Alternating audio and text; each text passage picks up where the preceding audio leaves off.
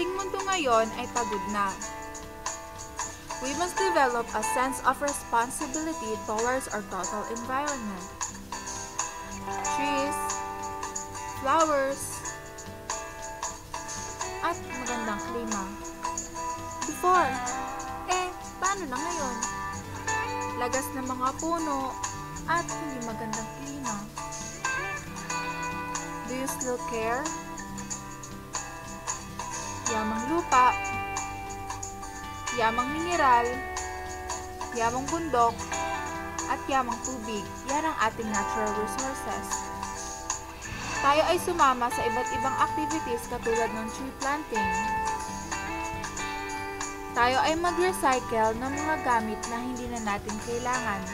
Yamang gubat kung saan nakikita natin ang iba't ibang klase ng hayop at halaman. Yamang lupa kung saan dito tayo kumukuha ng produkto para sa ating makakain. Yamang tubig na pangingisda ang tanging kinabubuhayan.